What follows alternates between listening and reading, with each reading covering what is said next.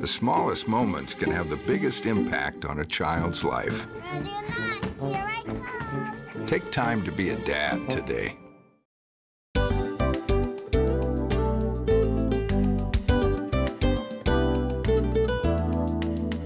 On today's episode of Around Town, we'll learn how educators are taking students from college preparedness to graduation at the 4th Annual Degrees by Design Best Practices Symposium.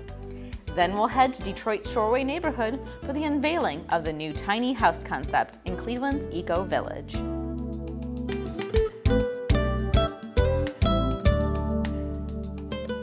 The 4th Annual Degrees by Design Best Practices Symposium, presented by the Higher Education Compact of Greater Cleveland, gave educators a chance to learn from each other different strategies and practices to help take students from college preparedness to graduation.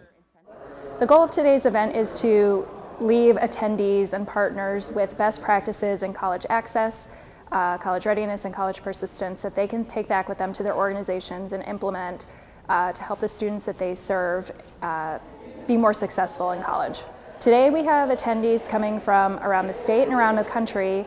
They are practitioners, they are people who work with students directly, and they all have a stake in making sure that students are prepared for, can have access to, and complete college.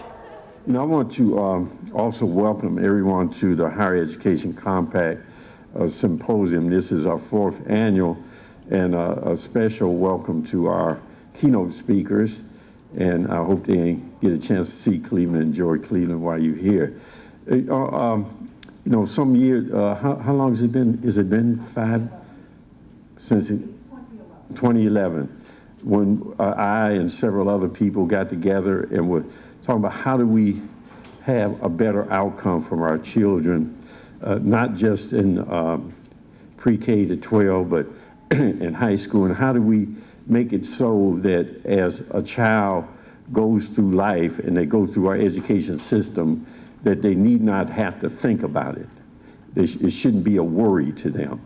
That we as a system, that we have an infrastructure in place that will take that child to pre-K to better prepare them from there to when they graduate from high school, to make it so that no child could not go to college because of financial difficulties, and to then ensure that once they're in college that the higher education institutions wrap around them so that they can be successful. And then how do we create an environment post that graduation from college where they could have a career and they could just fit into it. And I believe that, that our children have that right. It shouldn't be that hard. And the system shouldn't make it that hard for them. And and educating children is not a mystery. It's not a mystery. It's all about taking the best practices, looking at all these concepts and theories, and then taking them and putting them into practice. How do we implement the best practices that we talk about? And that's what we've attempted to do in Cleveland, and we could not have done that and been those modest success that we've had so far without your help. So I want to let you know how much I appreciate you and how your commitment and dedication to our children and to the education of children. So thank you very much. CEO of the Cleveland Metropolitan School District, Eric Gordon, spoke about the importance of education and gave an update on the Cleveland Plan. The Cleveland Plan for our guests is our citywide effort to reform the K-12 education platform so that we can get kids ready for college and that we're ready for the readiness part of the Higher Education Compact. The Cleveland Plan has just completed our 2nd year of implementation. And what I would tell you is the way I would encourage you to think about the plan at the highest level is that the 13-14 school year, which was our 1st year of implementation, was truly the year of disruption. We turned every system inside out. We broke our HR systems and rebuilt them so that talent is hired at the building by the principal. We broke our financial systems and re-engineered them so that 85% of the resources of the district are in our schools and classrooms. We broke our time and scheduling system so that now if a child needs 90 minutes of literacy, the school can schedule 90 minutes of literacy. If the child needs, if children need more art or music, the school has the ability to schedule that at the school level. And so we took the entire structured bureaucratic system, busted it apart, disrupted virtually everything in year one. In year two then, year two was the year that we tried to bring clarity. Why did we disrupt all of those things? How is it that your ability to hire and your ability to manage your money connect together to improve achievement? And so we worked this past school year, the 14-15 school year, to help our principals and educators understand the interconnectivity, the clarity, and the cohesiveness of those pieces. And that leads us to the year ahead, which will be our year of impact, where all of these pieces are in place and become routine, and we have to exercise them really diligently in order to move achievement rapidly. Think of it like a good writing piece. When you write, you start with a rough draft. You have all of these ideas, you get them down on paper, they're not really organized in the way you want, but that was the first year, this getting our good ideas down on paper.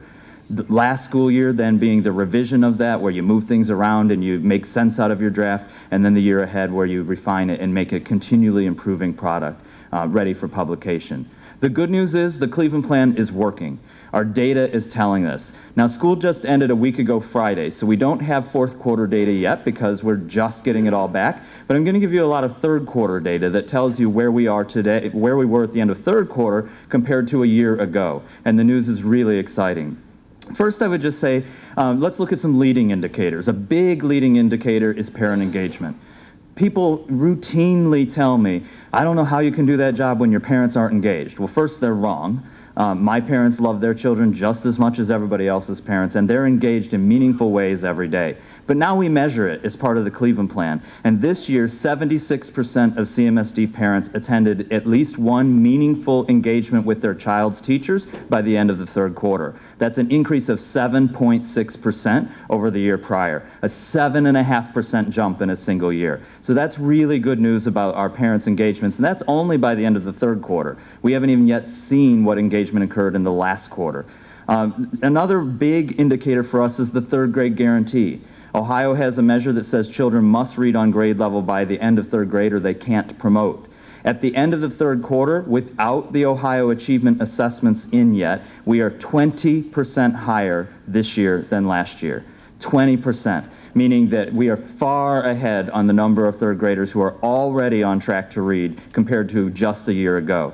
Now, we will not land 20% higher at the end of the day because by the end of last year, only 14% of our students did not meet the benchmark. So what we're excited to see, though, is how much of that 14% gap we will be able to close with this year. And the exciting news is that the second graders who are just promoting now are far ahead of where this third grade group was when they started third grade. To keep closing those gaps, today's Wednesday, on Monday we opened our 8 summer literacy camps for our K through 3 students to make sure we continue to close gaps, but a huge, huge gain in reading achievement in this year alone. You know that our graduation rate is up 12.1% in the last 3 years. Our graduation rate in the city of Cleveland is now higher than the graduation rate in the city of Washington, D.C., which is often held up as the model of reform. And so we're really proud of that. We found it by accident, but we're really proud of that. Long way to go, but closing that gap and closing it quickly. In the coming year, we expect graduation rate to be largely flat with only a slight increase. This is the graduates who graduated in 13-14. The graduates that just walked the stage, 14-15, they report a year from now, and we expect that to be another 4 to 5% gain. So rapid movement on graduation rate, more kids hitting that critical bar. I just learned literally this morning that our social and emotional learning scale scores, which is our conditions, how kids experience school, are also up in all 4 measures. I'm actually leaving here to go to the deep dive to learn more about that. Critical as we think about the whole child readiness. We know that college access is as much about the readiness and the social and emotional readiness as it is about the academic readiness, and we're really pleased to see those measures moving as well.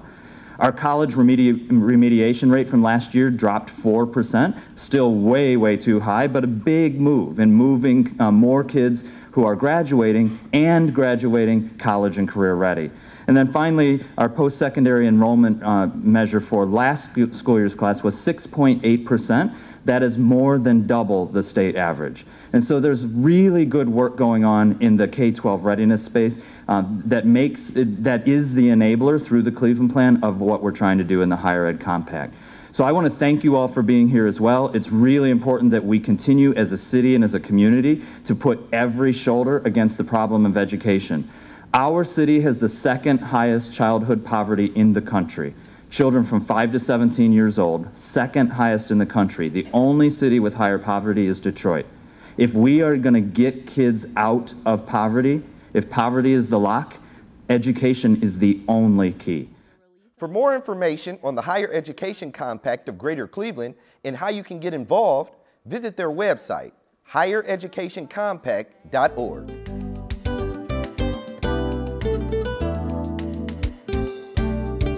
Stay tuned for more Around Town. The first time you ride the RTA Rapid downtown for the big game, you may wonder, how do I get through the turnstile? What if I do it wrong and the turnstile doesn't let me through? Then the person behind me will have to back up and they'll know I'm an RTA rookie and I'll make us all late. Will that somehow affect our team? Will I have set off a butterfly effect, causing us to lose the game, single-handedly blowing any chance we ever had to? Oh, I just slide my pass and walk through the turnstile, and that was easy, and I could get used to this. It's easier than you think, Cleveland. RTA, get ready to ride.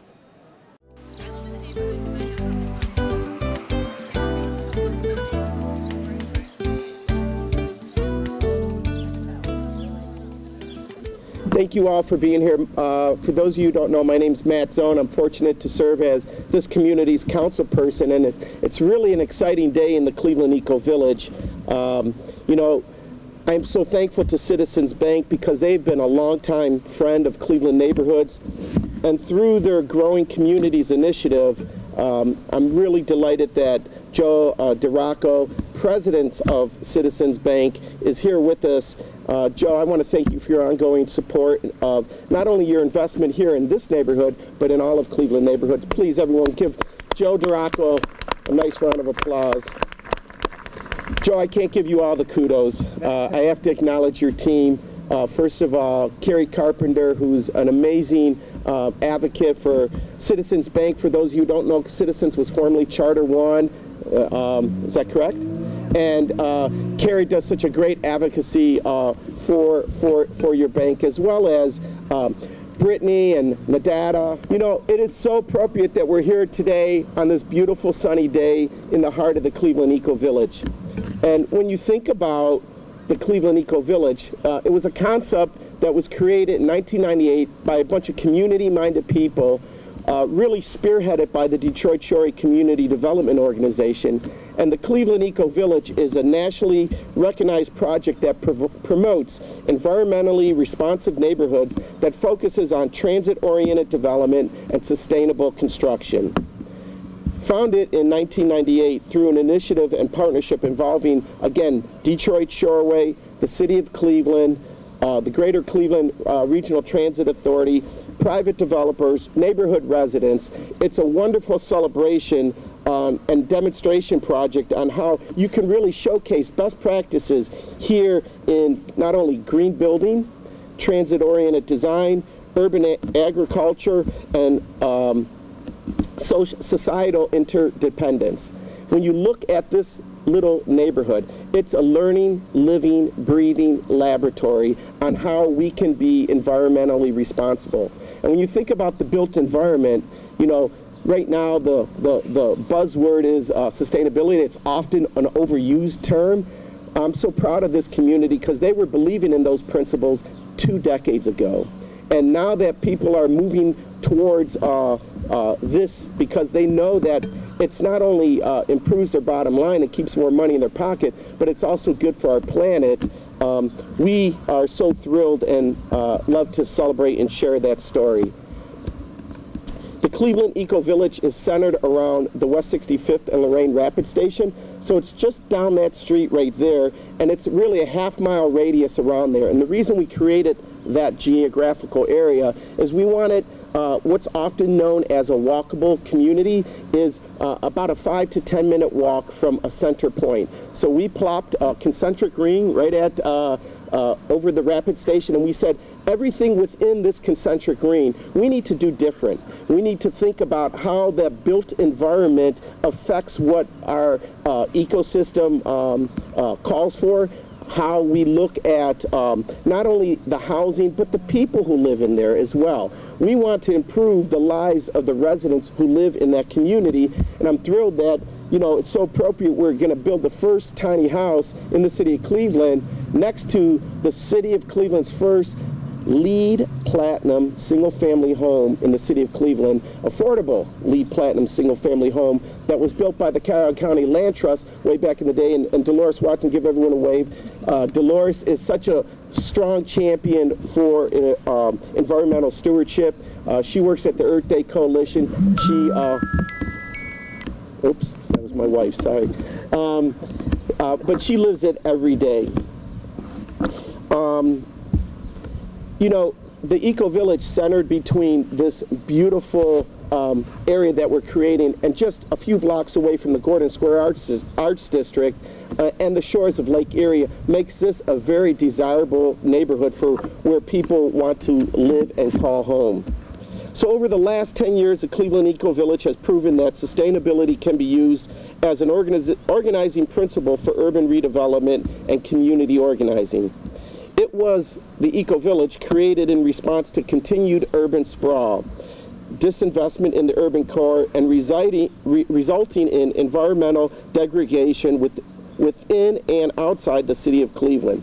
You know, one of the stories I love to share and tell people, there's a rec center just a block away, and it's called the Michael J. Zone Rec Center. And people often say, gosh, was that center built after your father, or does your family own that? My father, unfortunately, passed away in 1974, but my dad was a pioneer around sprawl. In the late 60s, my father was on Cleveland City Council and was able to prevent the Parma Freeway from coming in. That would have connected the Shoreway with I-90 and with that very odd intersection that feeds you off at 71. When you get off at Denison, you often wonder, why is this exit ramp so long? Well, there's going to be a big cloverleaf there. And my father kind of coalesced a bunch of community folks to really show opposition to building another freeway to get more people from the urban center out away into the hinterlands. And if that would have been successful, they would have took by eminent domain every home and structure between West 65th and West 54th from the Shoreway up to where I-90 is right now. Could you imagine that? All of those beautiful sacred structures, those beautiful homes, but more importantly, those beautiful people who lived in those homes and worshiped in those sacred structures would not be a part of this community. And so when then Mayor Voinovich decided to build a new rec center in the late 70s, and he found out the history about that rec center site, he made the decision to name it after my father, and I find it just so humbling to serve this community. And I always think about my dad and what he would have done in terms of promoting these types of principles. He was doing that 50 years ago, and this community continues to do it today. And there's no bigger champion in our community than the Detroit Shore Community Development Organization. You know, they have really pushed the envelope and really have made communities like the city of Cleveland, like Cuyahoga County and Northeastern Ohio, a better place for promoting their environmental stewardship of this neighborhood here. You know, the Citizens Tiny House Experiments represents yet another green building housing project in the Eco-Village in recent years. First, we started this trend in the Eco-Village with the townhomes just right there on the corner. And that was a beautiful example of how we could take abandoned and vacant and underutilized land and repurpose it and build high energy efficient housing. Those townhomes heat and cool for about $500 annually. And that would not have been possible if it wasn't for the Detroit Shore Community Development Organization that said, you know, if we're going to build something, it has to be special. And so they got a world-renowned architect to design it. They were able to get a US EPA grant in 1998 of approximately $350,000 was the soft dollars that allowed them to hire the architects and the engineers to build this cutting-edge housing, as well as do a lot of energy retrofits here in the community.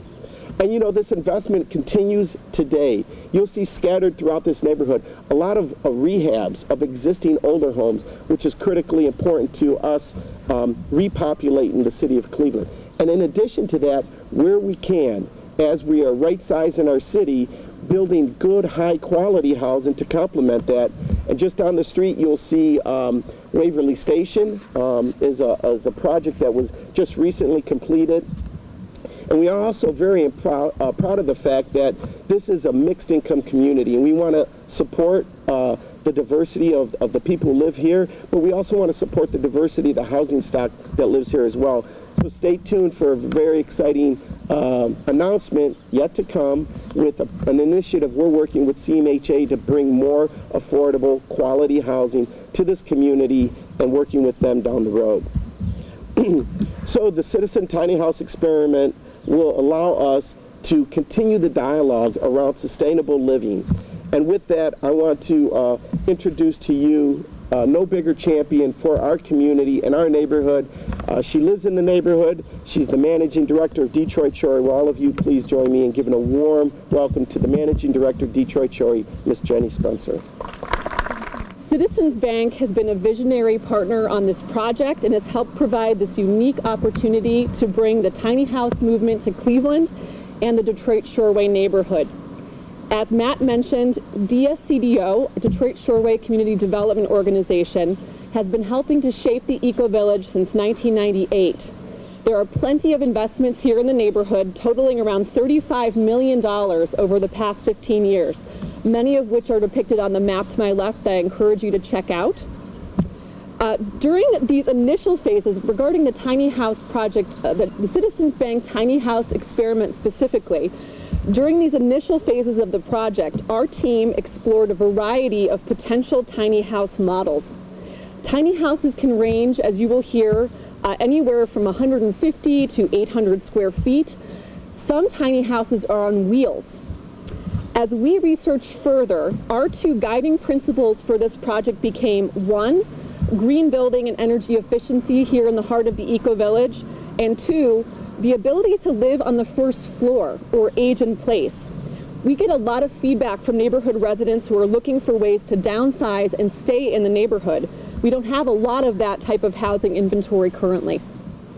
Although design details have not been finalized, we have selected the Tumbleweed Whidbey floor plan, which at 557 square feet offers a single floor living model with a great room, kitchen, bath, and 2 bedrooms on the first floor. And I'd like to thank our partners so much for the fabulous layout they did today. Graham Vesey and Marika Shorey Clark, thank you so much.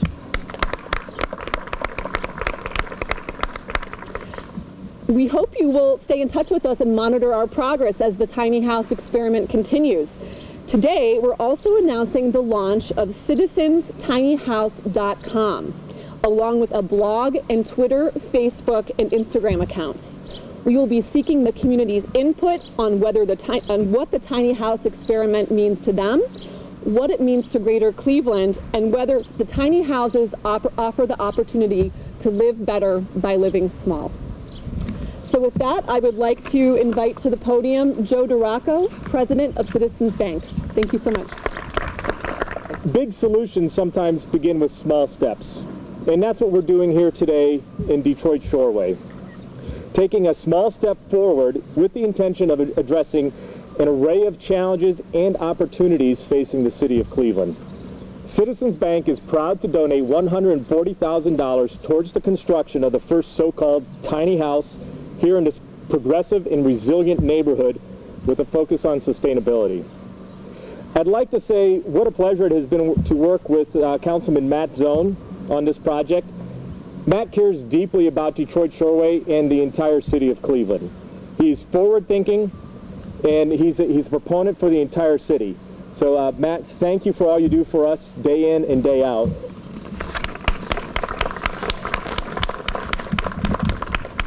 And we also have a great partnership with the Detroit Shoreway Community Development Organization. Jenny Spencer, special thank you to you for heading up this project, along with Adam Davenport, who is well leading this initiative. I think it's fantastic because it represents urban progress on so many levels.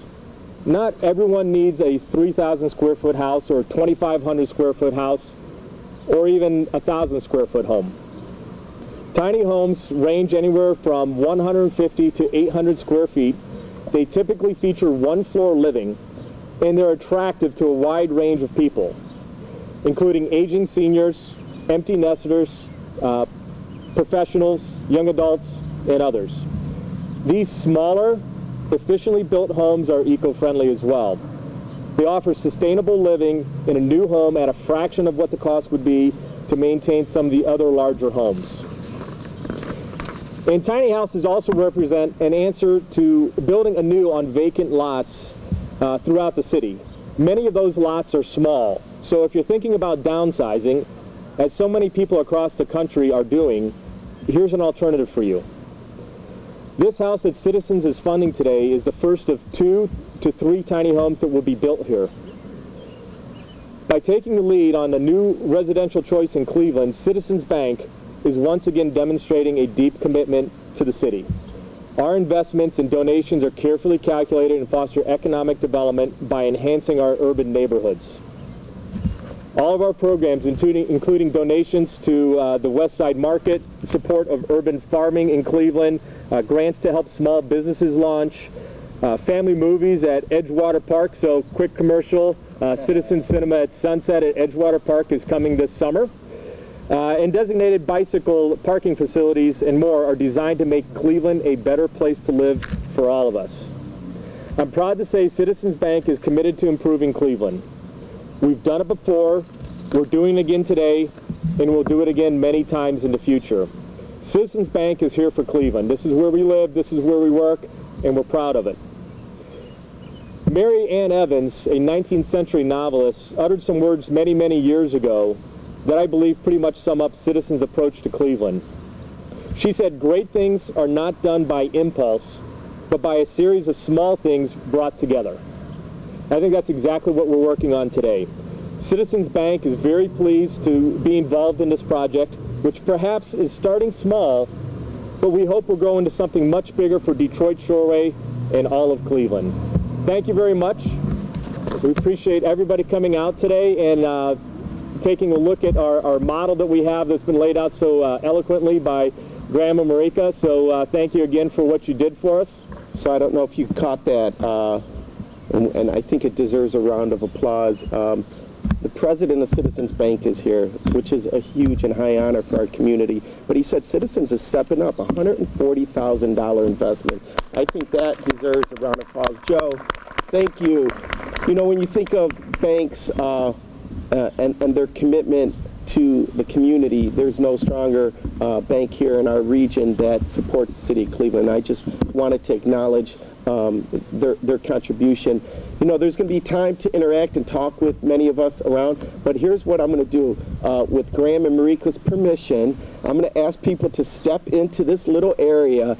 And Graham, I would suspect, and Marika, the biggest challenge, right, when you're going from a house that size to a tiny home is decluttering the stuff that you have, right? So walk into this area and picture yourself with all the worldly possessions you own, and which ones would you want to give away and live in a tiny home. There is great benefit for that. So I want to thank all of you for coming. I want to thank the Detroit Community Development Organization for pulling this together. I want to really give a shout out and thank you and appreciation to Citizens Bank for pulling this together. Thank you all for being here, and this concludes our remarks for this morning. Take care.